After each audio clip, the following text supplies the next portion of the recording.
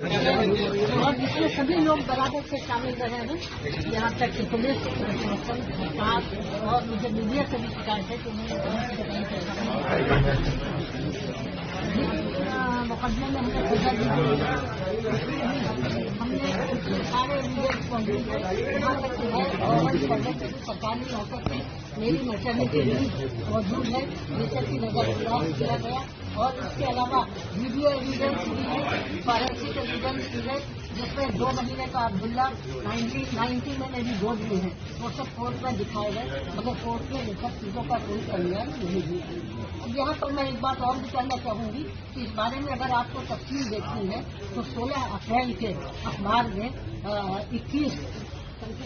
सेवा निधर जो न्यायाधीश है सुप्रीम कोर्ट में और हाई कोर्ट में, उन्होंने मीडिया कोर्ट लिखा है और इसमें उन्होंने कहा है